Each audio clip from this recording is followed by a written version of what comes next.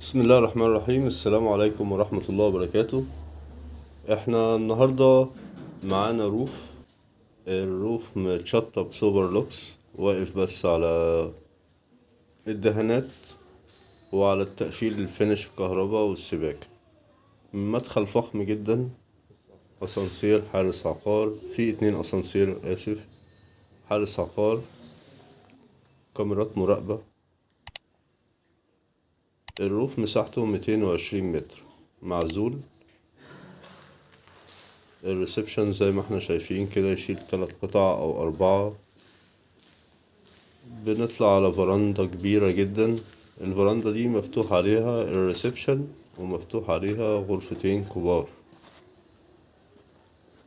احنا شايفين البحر من كل حتة، شايفين مراكب ابو قير.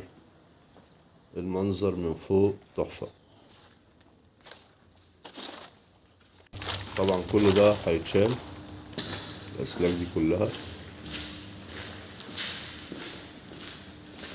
عندنا هنا في حمام استقبال.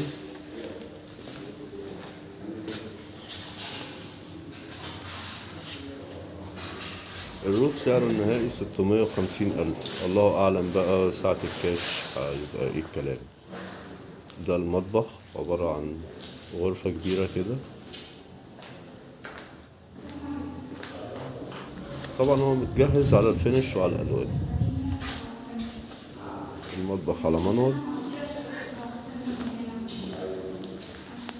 احنا 3 غرف، ودي طرقة التوزيع مربعة كده معانا.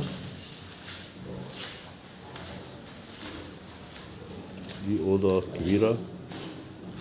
الأوض طبعا المساحة بتاعتها مش محتاجة كلام، يعني إن احنا نقول كبيرة، و6 في 6 و7 في 8 والكلام ده. الأوض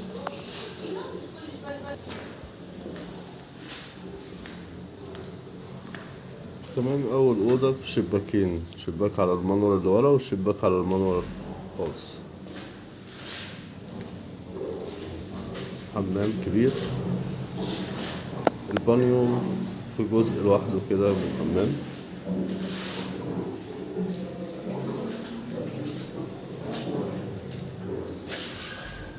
طبعا التشطيب واضح.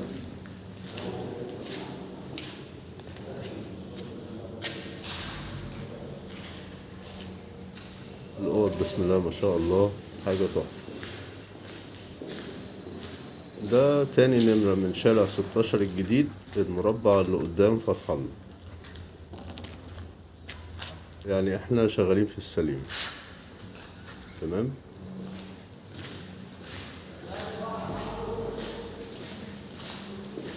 عداد الغاز راكب، واقف على الكهرباء والمية، وممكن صاحب الروف يدخلهم لنا. بيتهيألي احنا كده قلنا كل الوصف. اسكندرية توصل مربع المستشارين، تاني نمرة من 16 الجديد. واشوف وشكوا على خير، والسلام عليكم ورحمة الله وبركاته.